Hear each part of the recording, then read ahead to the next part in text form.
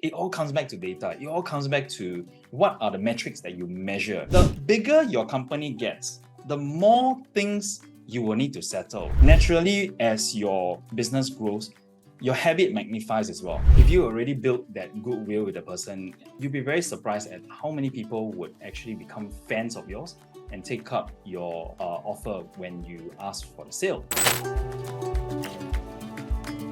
Another X Factor podcast, this time with Howie, and Howie's amazing at growth. I want to have Howie introduce some of the amazing cool stuff that he has done. Actually, I have heard of Howie before before this podcast. He might not know. That's why when I first met him, I was like, wait a minute, I've seen you before. And heard of some of the amazing things that he has done before. I actually knew Howie in the area of, yes, growth hacking and some of the things he has done in growth, and also about email marketing, a whole bunch of things he has done there. But I know that his knowledge is pretty extensive across the whole different areas. And I love to have that conversation. I know it benefit a lot of people here who are looking to scale, and especially across the different parts of their business or so. So that's what today's conversation is about. So Howie, why don't I do a little quick intro on some of the things that you have done before? What are some of the ideas that you have had in terms of results you're generating in terms of growth, and also how you came up with realizing all of these things? I think it's a fascinating first question.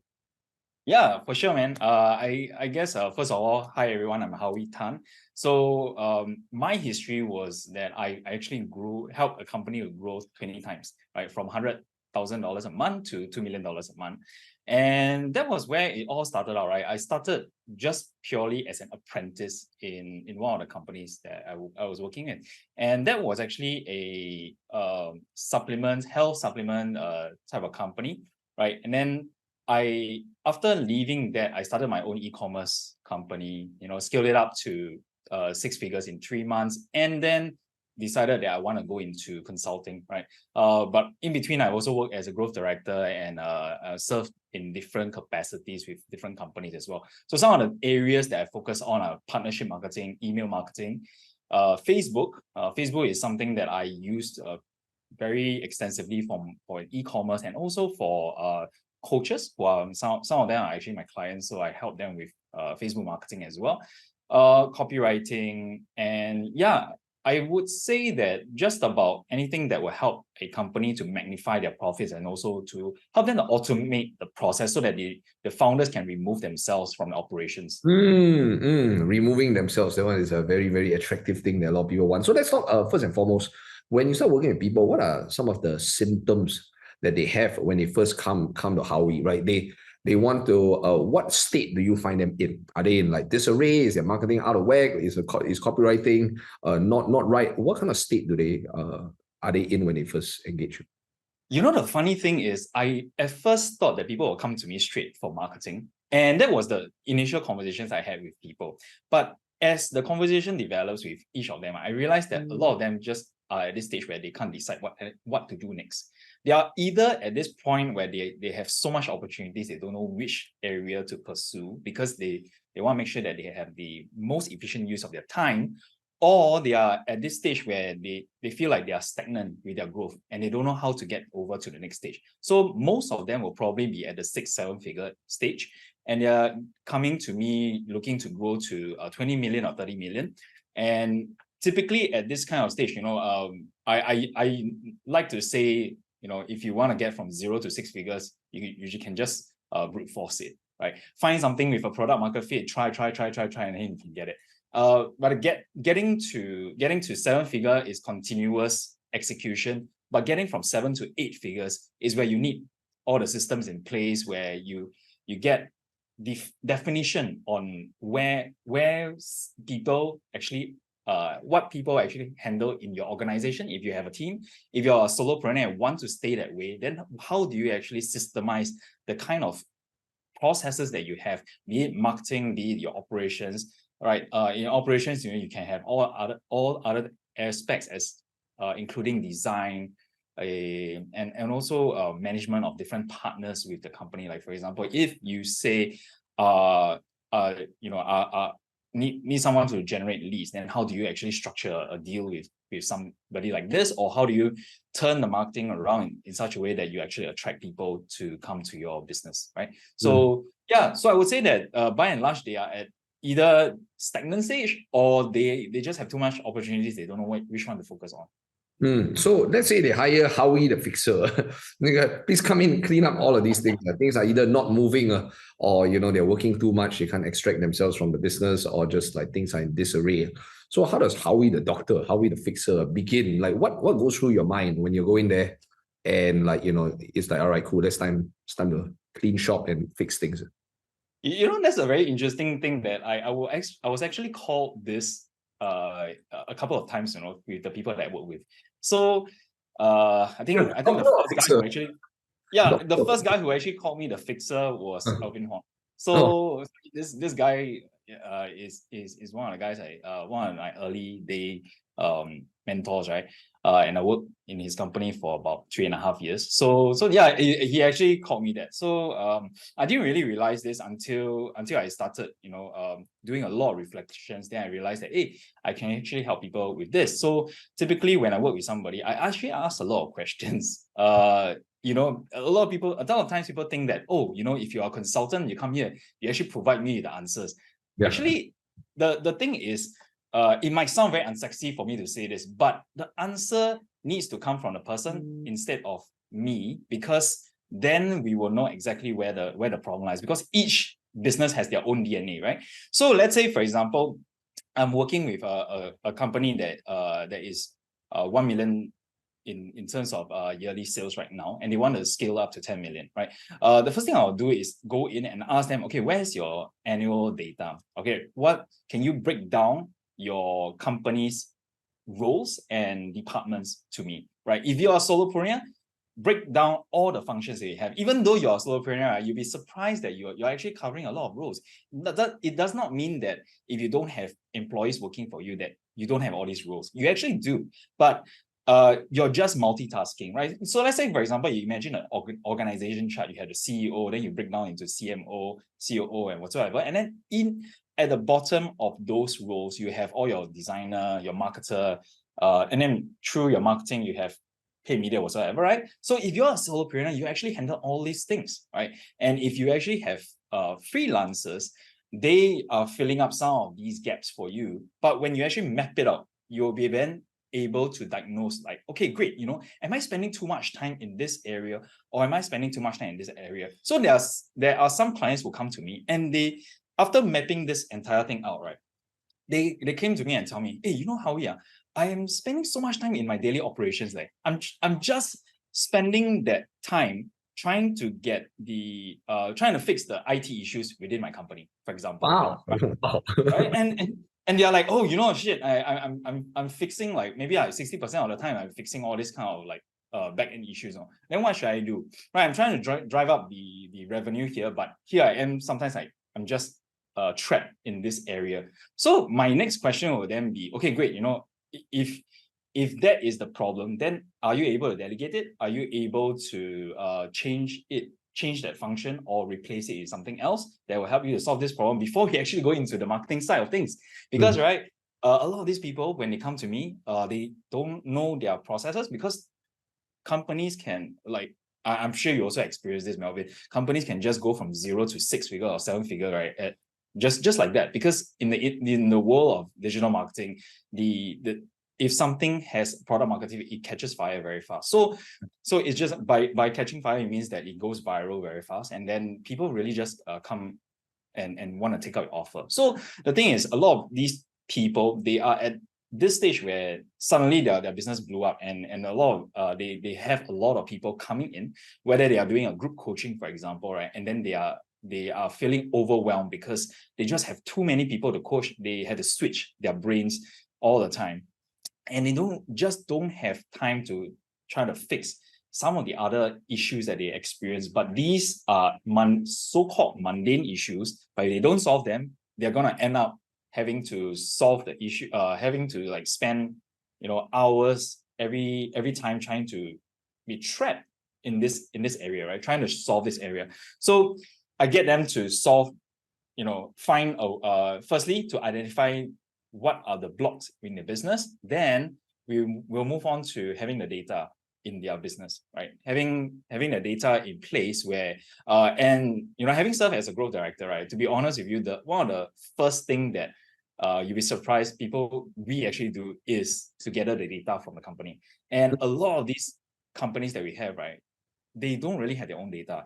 Like I've spoken to so many six-figure business owners and they don't even know what Google Analytics is, right? It's quite surprising for some of us who are more familiar. It can be quite surprising, but I guess it's because you and I have been in this area for so long. It's second nature to us. So when I start to ask them to implement all these analytics, right, I also explain to them that, hey, look, when whatever gets measured gets done, and whatever gets measured gets improved.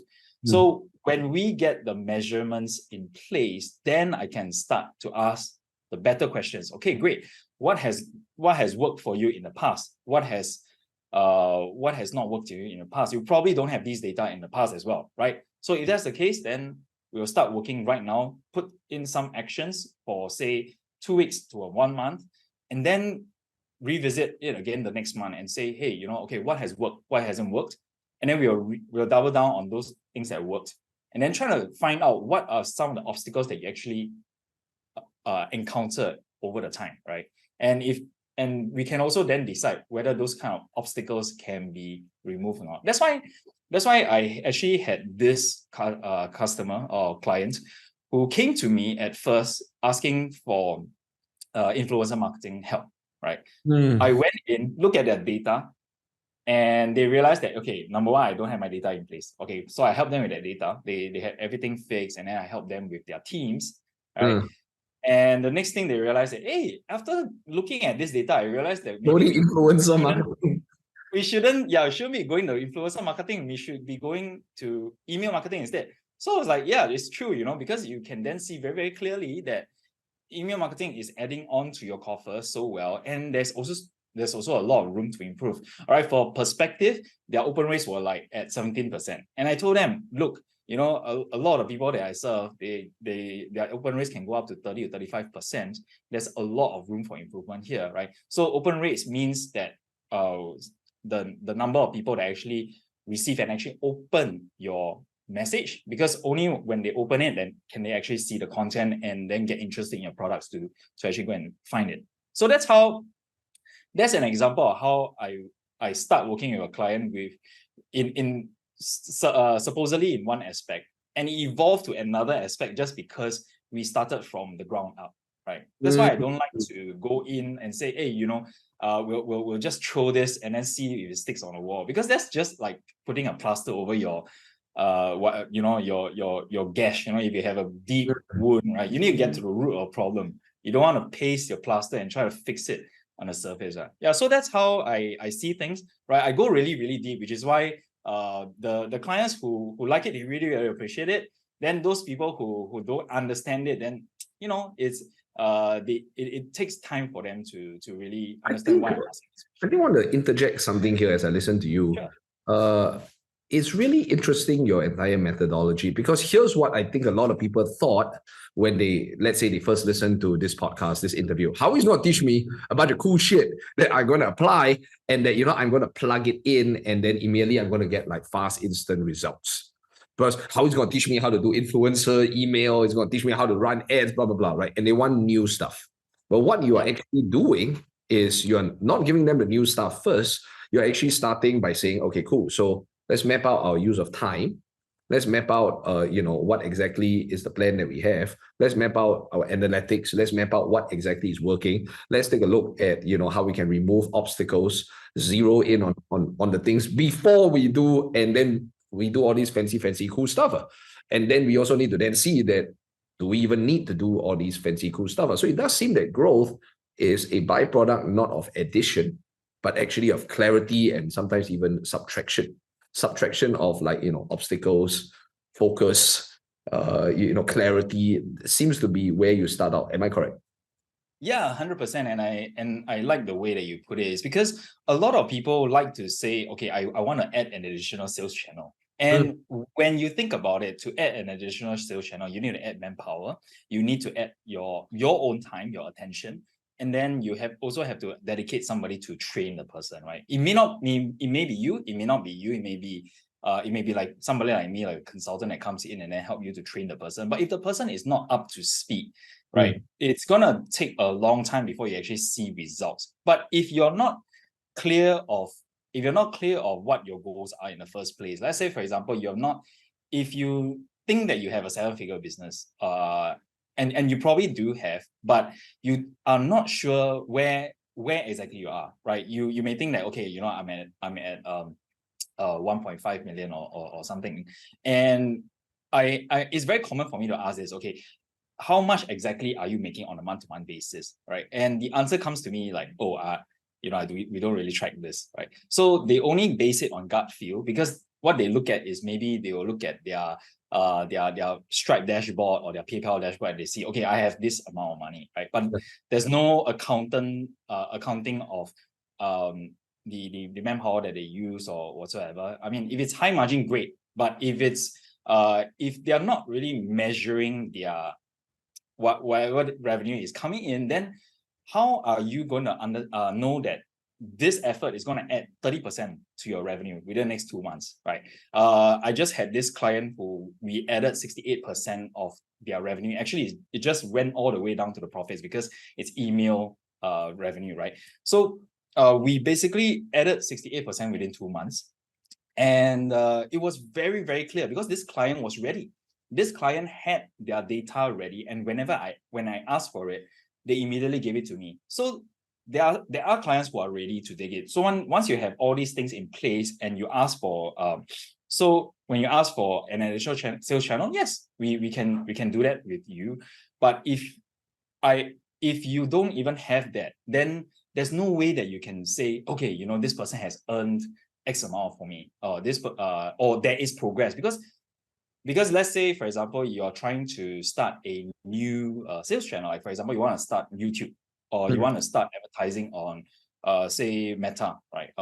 Right. So if you want to start advertising on these kind of channels, the results may come in a matter of quarters, like 2 quarters or something like this. It may come in a matter of months. But how do you know that this person is actually contributing to your company in the meantime? It all comes back to data. It all comes back to what are the metrics that you measure, right? When you don't see sales, what do you look at? What do you look at? What is it just pure clicks? Is it how do you know that these are also quality people that are actually coming onto your page or into your business, so to speak, right? So yes, there are people who are ready for it. There are a lot of people who may think that they're ready for it, but we just need to be very clear. Okay, how do we actually measure it, and whether this is the correct step for you or not? It does seem that data and really observing where the results come from is a critical part of growth, right? I keep cycling back to the idea that growth is not a byproduct of, like, here's what a lot of people think, right? Pump in more money, do more things, run more ads, hire more people. That we are growing, but think, right? Or we are scaling. Look at us, man. We got office, we pump in more money and etc. But sometimes that might not be the definition of growth, and that might actually lead to an early downfall, especially when you're opening up new channels while there are existing problems that exist. And then afterwards, these new channels don't add revenue, but it costs money. Then there are already problems, and all of a sudden, like, everything starts to tanker. Have you witnessed those kind of things before, where their idea of what growth is to open new office, hire more people, more things, but then it, like, spend money, but no money come in? Have you witnessed that before? Man, a number of times, I would say. So a very, very classic example is, I want to scale on Meta. I want to scale Facebook ads. And then they realize that, the profits is maybe just a matter of 5% or even negative, and they have not accounted for the extra revenue they need to spend, right? Whether it's for the operations, or it's to actually have another back end product to improve the margin, right? For whatever you want to sell. So there has been I've experienced at least 2 or 3 companies that are like this, right? They scale so fast, and it's very ego satisfying to tell people, I have a 7-figure business, I have an 8-figure business, wow, and I have 100 employees. It's very satisfying for you to say that. But again, whether this actually adds to your bottom line or not is my question, right?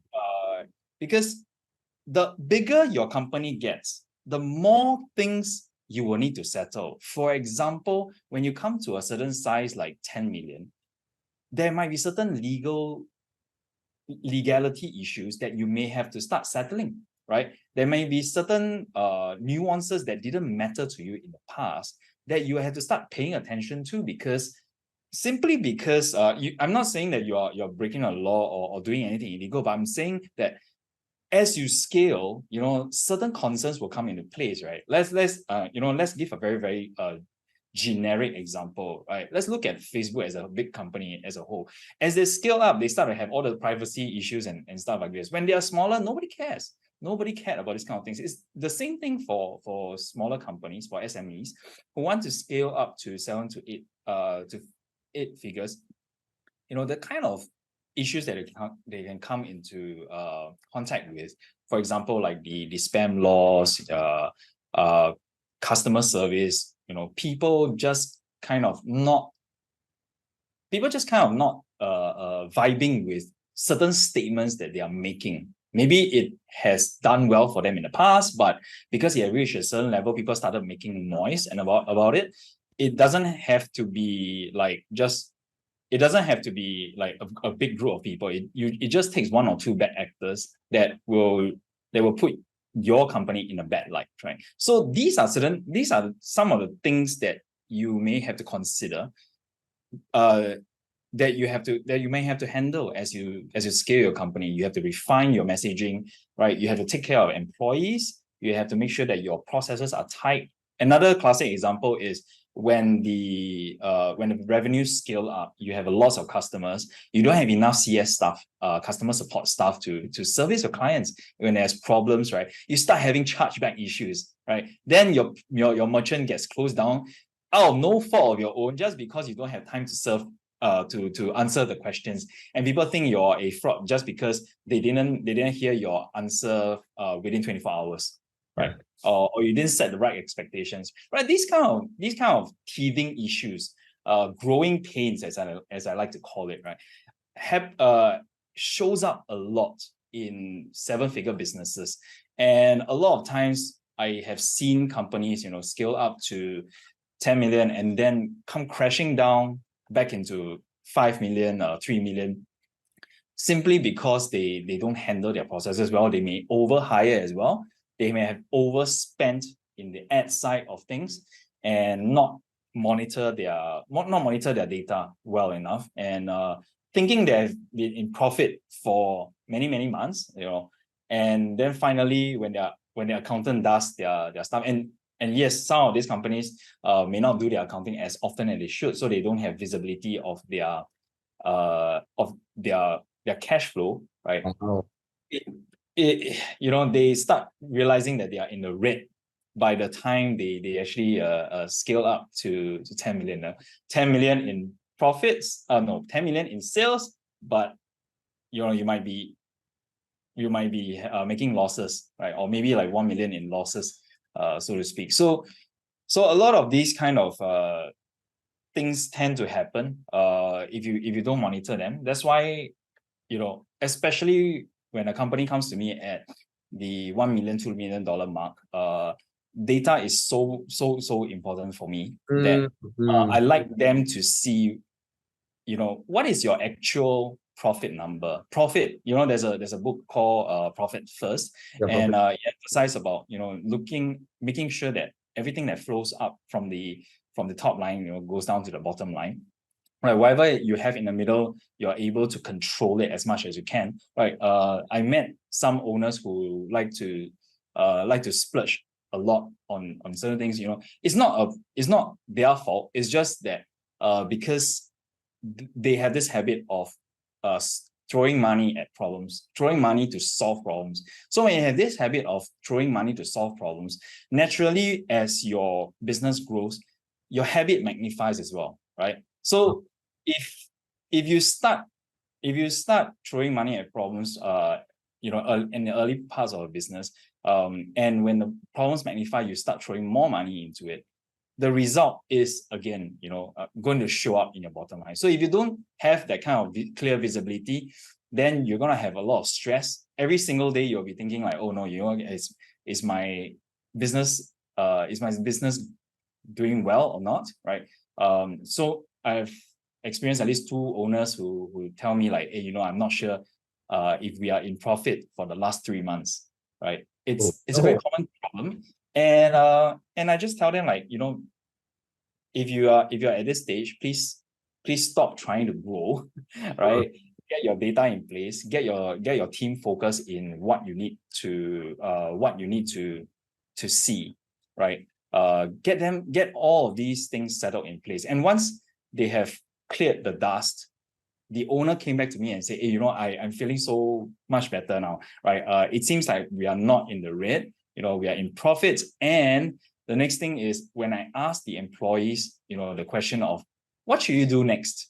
They can actually provide me the answer because they can see it very clearly in front of them that, hey, for example, this new marketing channel should be the way to go. It becomes very apparent for them. Yeah. It sounds like, maybe it sounds like they have perhaps seen their own problem, but if they didn't go through this process from the ground up, right? To look at the parts as a whole, and then drill into, like, it's like having a huge ship. Instead of fixing whatever is in the surface, right? You go into the engines, you go straight into the hull and try to see like, okay, what are some of the issues that's happening within the ship, right? And once you have fixed all these, right, everything becomes very, very apparent for you. And very, very glad to say that one of these companies, they actually managed to turn around in this aspect. Visibility, clarity, focus, removing obstacles. Not what people thought this growth about, right? I mean, because people thought, okay, new cool shit, influencer, send more emails, weird hacks. That's what everyone think growth is. But I mean, the more you share, right? I think it really comes down to data and visibility, right? So in what areas, clarity, what are we actually doing? Obstacle removal, stop the bleeding, focus on things that work. And then that sets a very nice baseline for growth to happen. Sometimes growth can happen if you like stop doing stupid shit, and then like direct all your attention to the parts that work. Let's talk about things that once people settle this, I call it like clean shop, and everything is a lot neater, a lot tidier. Like there's what else do you do to really amplify it after they are clear and visible, they are focused, they stop doing silly stuff? What else do you come in there to help them get to the next level? Right. It will start from the funnel aspect. So taking a look at the product that they're offering, right? Whether their angle is tight, whether they have a proper ascension model for the customer, right? Because let's say, for example, you might be a coach who is trying to sell a group coaching or a seminar. And nowadays, I think the cost per lead for meta ads is a lot, right? It's a lot, right?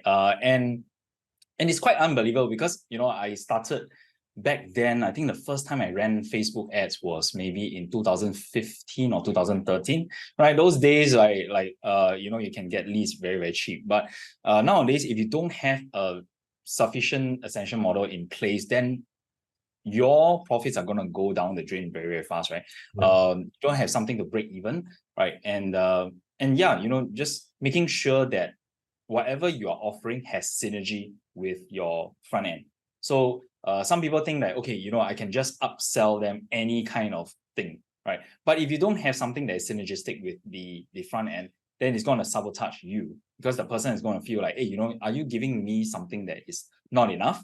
Are you giving me something that is like, are you employing the old trick of what in the martial arts world is like 教我10招教我10招 but 漏一招 that kind of things, right? So teach me like out of the 10 steps, you keep one step just so that one day if I betray you, you defeat me. That kind of things, right? Is you don't want to set that kind of impression. You want to set up your upsell in such a way that it synergizes and say, okay, great.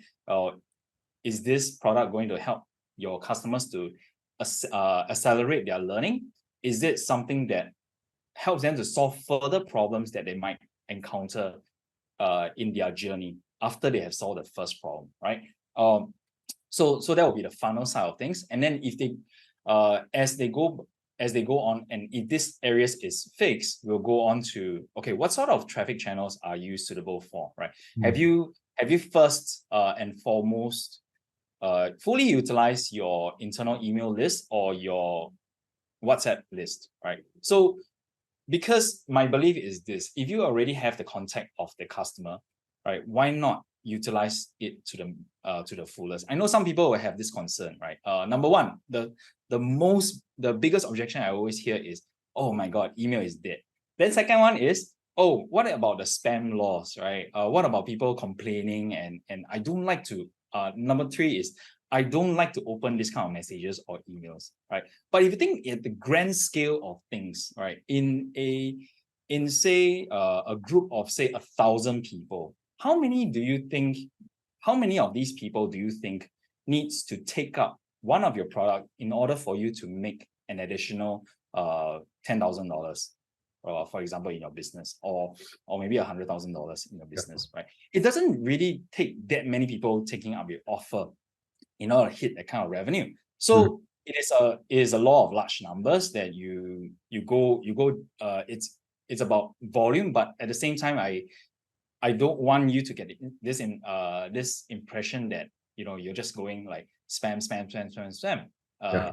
about quality as well, how you communicate your personality. If you're a coach, you're a consultant, you're a trainer, if you are somebody who represents yourself as a personal brand, how do you then put in your personality, inject your personality into your communications to build that relationship with your prospects, right? Whether it's your prospects or it's your customers.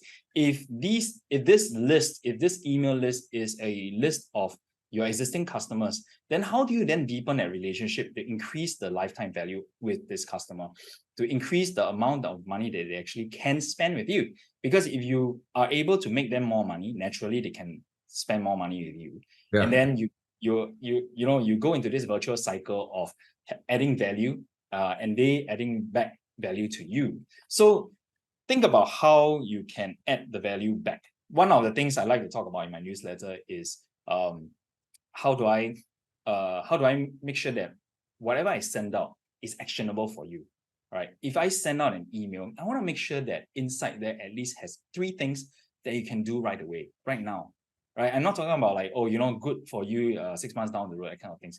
I want you to be able to try something right now, and you try it, it's like, oh shit, this works, right? Maybe it earns you some money, or maybe it gains you some new prospects, or maybe it helps you to improve your open rates right away, right? If a tip from me helps you in some aspects, you will then feel like, hey, I'm so happy listening to you. I'm so happy opening up our emails. The amount of goodwill that you deliver instantly is humongous, because when you continue building that goodwill bank account, right? We call it the emotional bank account. If you continue building that goodwill with a person, what's going to happen is that when it comes the time for you to sell something to them, they'll be more willing to take it up with you, because the trust is really built, right? And I love this saying. I love this saying. Business builds at the speed of trust, right? Transactions happen at the speed of trust, right? So the whole idea is, if you already built that goodwill with the person, you'll be very surprised at how many people would actually become fans of yours and take up your offer when you ask for the sale, right? So yeah, so one of the things, I mean, if you want to get into small little tactics as well, that's where we'll go into deeper into the let's say, for example, in email marketing, we'll go deeper into deliverability. We'll go into the copy itself, like what sort of copy evokes that kind of reaction from the prospective customer, right? How should you then structure your emails? How do you segment the email list that you have so that you're actually delivering the relevant message to the correct audience, right? All these are where we get even finer, right? Where we started this entire conversation talking about all the big stuff, then now we start to go into the smaller tactics.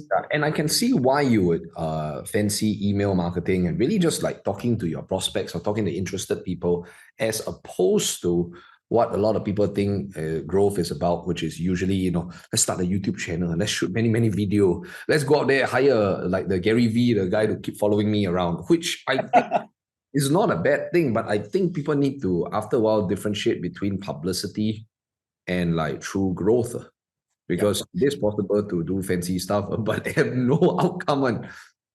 It's true. Yeah, I mean, everybody wants to be a creator nowadays. Everybody wants to be an influencer, but nobody actually. I mean, something that I realized along the way is that a lot of influencers don't really understand the whole marketing idea, and they are actually on these kind of platforms. They are on Instagram, they are on YouTube, but they don't understand what a funnel is. And that was actually quite surprising for me, because some of these people are maybe at 100,000 followers. They're not small accounts, right? They are well sized. They are not like macro influencers yet, but they are sizable enough, right? So as I talk to these people, I start to realize that understanding the platform is one thing, right? I wrote this yesterday on LinkedIn, right? The platform doesn't really matter as much as your strategy, right? You can tell me every single day there'll be somebody telling me Instagram is dead, email is dead, TikTok is dead, whatever is dead lah. You can say anything is dead lah. But the thing is, I still see people building multi-million-dollar companies with Instagram, with email, right? Pure email company. I came from a space where people built like 8-figure companies on email alone, and my friend I just mentioned, Dan Cole, right? He has a 7-figure business, with his 1.6 million following. He has a following on X as well. I think it's like 300,000, right? But the thing is, his model is really on social media, on platforms that people are saying that is dead, right? Everyone says that Twitter is dead, right? But these people are making amazing content on these kind of platforms, and they're building a legit business out of all these kind of platforms, right? And how do they do it? They understand the aspects of marketing. They understand the psychology of marketing, and they understand the inner workings of how to elicit a response, right? From a person, right? How do you then build your brand? How do you differentiate yourself from the competition, of course, right? How do you look at that as part of your whole funnel strategy? So from Instagram, how do you then push your audience into another platform that you can keep in touch with, right? So yeah, I mean, I think what I should say is, don't get too fixated on what is the next hot platform, right? Something new comes out, right? Like for example, when Meta launched Threads, everybody was like, wow, I want to help them, and building there and stuff like this, right? And look what happened to it right now. So don't hop on a trend just because it's a trend. Just observe it and understand how it fits into your marketing, how it fits in your marketing strategy as a whole. Then go into it. So if, let's say you want to go into YouTube. YouTube is a very long form, and it has a lot of longevity, right? A channel that has a lot of longevity. Like if you have a viral video, it can last for years. In fact, very long time. You will know this. Yeah. So they generate and Facebook and some of these other platforms. Yeah. That's why. So understanding all this, understanding how each platform behaves, will do you so much better, right? And then having that plan having that game plan on how you should be keeping these customers, then that's how I always come back into the email list, the WhatsApp or SMS, right? It's because you always want to own the contact point with the customer. You always want to own that communication with the customer. And how do you actually do it? Is through email or WhatsApp or text message. So if I were to really crystallize the things you share, first part first is don't get new cool stuff first. Get clarity, visibility, focus. Stop things that might be affecting the business. That's where you begin. Second of all, right, is increase communication. So that's when your WhatsApp comes in, your emails comes in. Because actually, sometimes when you increase the level of communication and the quality of communication, that's literally like when sales will improve.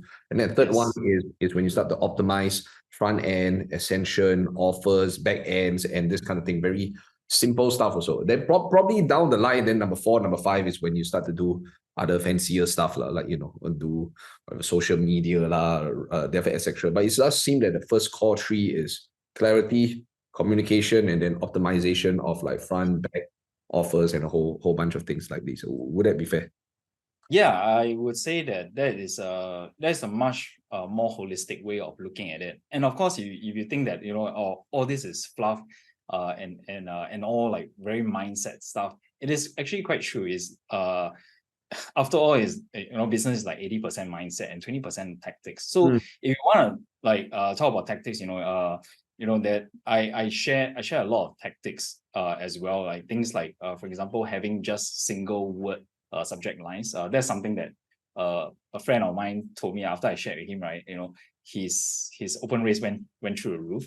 And also, having that kind of synergy between the subject line and the content and stuff like this. So when I delve deeper into the copy of the person, then that's where we start to diagnose what sort of problems they need to improve on, right?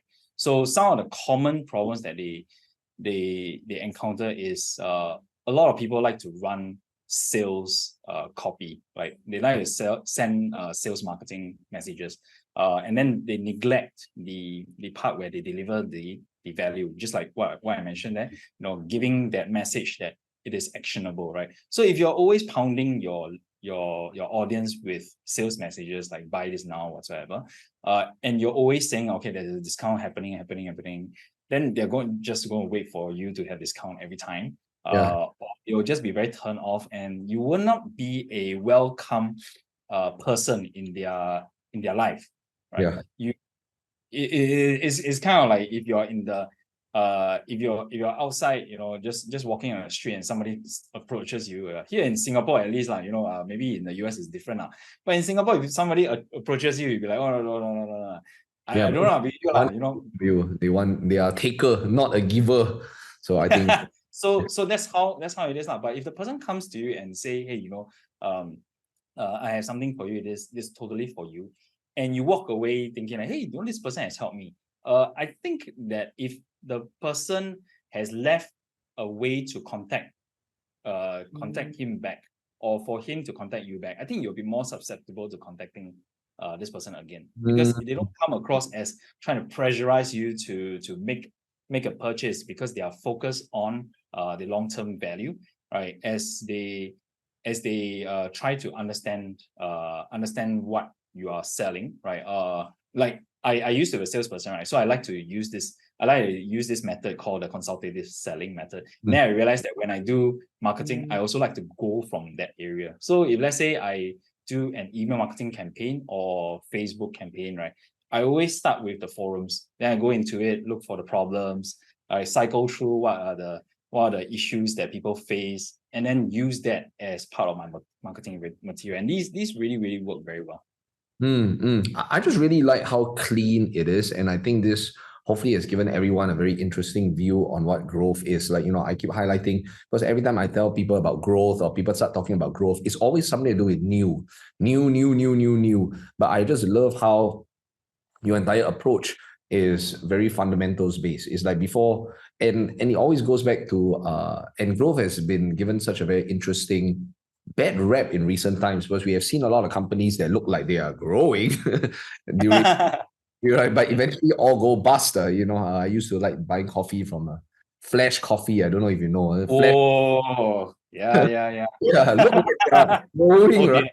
Look like because I think most people's benchmark of growing is how many outlets you have. Yeah. How often I see your stuff, and it is possible to do all those things, but actually be dying inside. Yeah. And I think that's like unsustainable growth, which a lot of companies are engaged in these days. They talk about, you are right, they talk about 8-figure revenue, but afterwards, then their cost is way more, and then they don't live very long. But I like the way you approach it because it's very from the inside out, from the bottom up. We look at numbers, we build accordingly, we don't do silly stuff just for publicity, and then we are able to grow in a sustainable fashion before we add in some of the other cool and fancy things also. So I think this is very, very helpful. My final question for you, Howie, is if somebody listens to this and they're like, oh no, I don't do anything that Howie says. In fact, I was about to do all the things that Howie said not to do, like start a brand new channel, but I haven't even cleaned up my entire I haven't cleaned up my house yet first, and my house is a mess. Then I want to start something new. Where do you suggest they begin? Well, I would say that firstly, you can drop me a line. But of course, like self-promotion aside, what they can do is they can map out in their company what are the different functions they have within their company. Whatever functions that they can think of, just write it out first. It doesn't mean that, and again, I emphasize this, that it doesn't mean that if you don't have somebody in that role, it doesn't exist. It exists. It just means that you are actually covering for it. If nobody else is doing it, you are probably doing it. Yeah. In that manner. So let's say, for example, if you don't have somebody on the paid media side of things, then you will realize that actually you are actually covering for that. And paid media means that there is a copywriting aspect. There's also a media buying aspect of it, right? And you're basically doing two-person's role. Then if that's the case, then map out this entire I will say the parts of your journey, the parts of your company functions, and then start looking at where you are spending the most time with, and then ask yourself what are the areas in your company that will contribute the most in terms of value towards your company, right? And then ask yourself, are you spending your time correctly in these areas, right? And I don't want to go into the debate of whether you should be spending more time in marketing or in the product area. If you're in a product-led growth company, then yes, you have to improve on your products, of course, and then allow the referral systems to come kick in and get people to sign up with you. But the thing here is, where is the most value adding function inside your company? So break that down, and then I think the having an analytic system in place is very important. So if you don't have a way to see what your customers are doing in their whole journey throughout your company, right? Google Analytics is one of the most convenient ways to do this, right? But of course, if you have certain platforms, they would have their own analytics as well. Yeah. So just take a look at whether these are existing or not. Then I like to go very fundamental and just use Google Sheet. Don't go and think about like, oh, I need to build this dashboard, or I need to use whatever complex BI solution you have, business intelligence solutions, right? Don't go and think like, oh, I need Tableau, right? That's not something that you need to use until you are very, very advanced in your business stage, right? And by advanced, I'm talking about 20 million, right? Right. So if if you're at, say, the 1 to 5 million stage, right? I would say that Google Sheets is gonna already give you a very good rundown, right? Yeah. Google Sheets or Excel. So Excel has a function that you can use. Has many functions that you can use. Like one of the best functions that I like to use is pivot table and charts. So just using and if you don't understand what I'm talking about, just go and Google it, look for it in YouTube, right? Being able to, some of the metrics that I like to monitor the most is the top line revenue, right? And then your profit margins, right? If you cannot get your profit margins in place, then ask yourself, how do you get that? Can you delegate it to somebody? I had a client who told me, I don't have time to do all these. So I asked them. Really? No time to calculate. Yes. Really? No time to calculate because I need to focus on the sales, right? So I'm like, okay, can you hire a VA then to help you to tabulate all these data? Oh no, it's very sensitive. I need them to access this, access that. I'm like, well, what are some of the sensitive areas, like for example, your bank account that you cannot delegate to? What are some of the areas that you can actually delegate to? Because there are some platforms that definitely you can allow them to access. Like for example,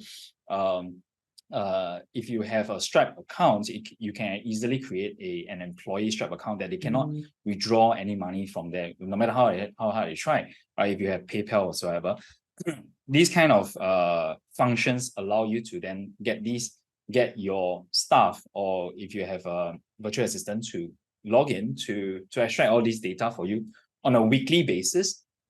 All right, you can start off as monthly, then slowly transition into a weekly basis thing, and then start having weekly meetings, weekly huddles. Like, I used to think that this is a very fundamental thing, but I was quite surprised that a lot of people don't really do that. They hear of this term huddles, but they don't really do that.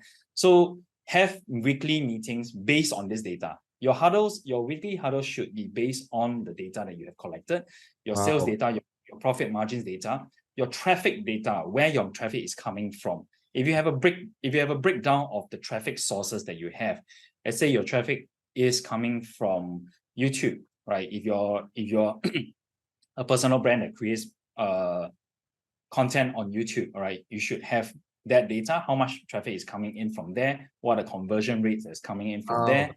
If you have another channel that you cross post to, let's say Instagram, right?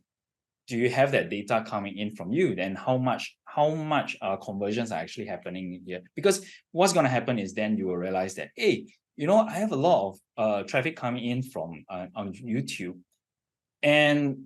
but on Instagram, right, they're not just not converting. Then the next question you might ask yourself is it worth continuing with Instagram, or is there something wrong that you're doing right on YouTube but not doing right on Instagram? That's not converting you to that kind of sales. So by looking at these kind of data, can you then compare and contrast each of your traffic channels, right? You might think that, okay, YouTube and Instagram, both videos, if I both upload videos, it should work technically the same, right? Not true, because because people behave very differently.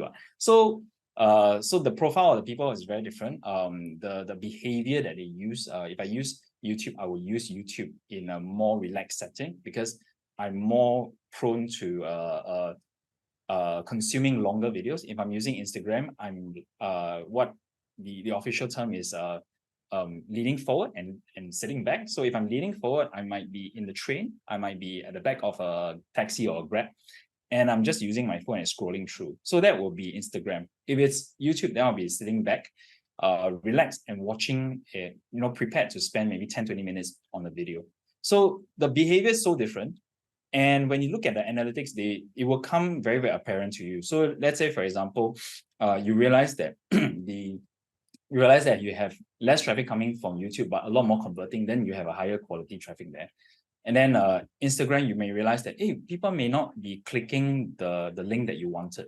So maybe either your link is not placed in the correct area, your CTA is not right, or maybe the content is just not synergistic with your landing page in the first place. So looking at that will allow you to then understand the different traffic channels if you're looking at the marketing aspect of things.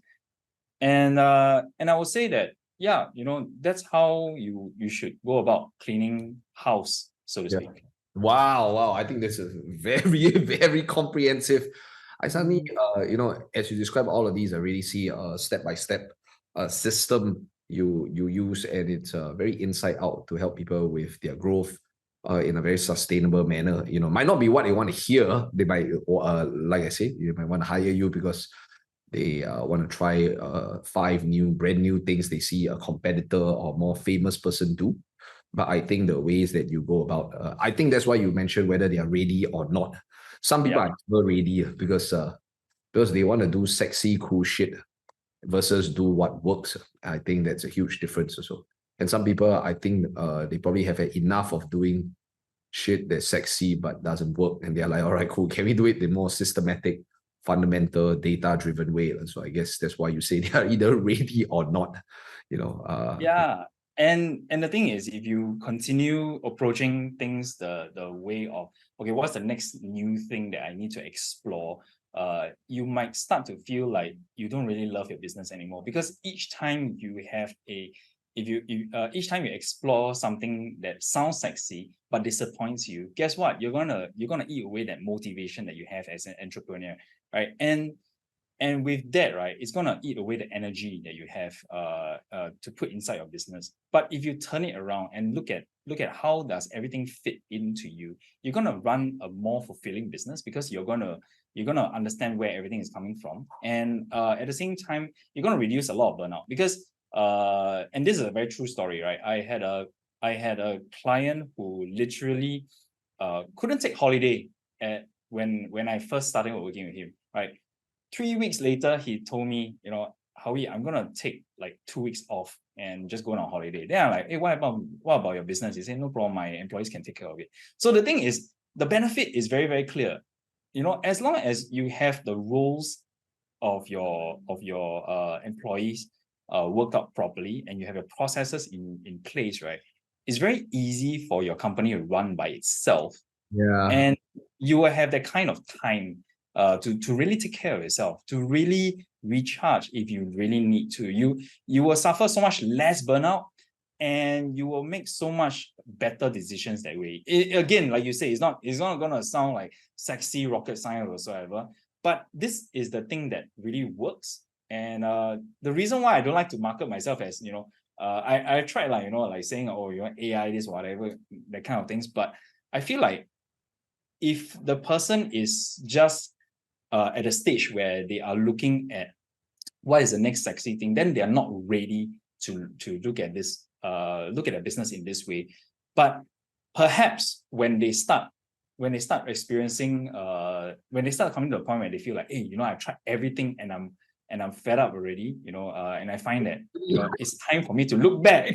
Then they'll come back to me and say, hey, whatever you say is correct. Let's go and try it. Happened to me.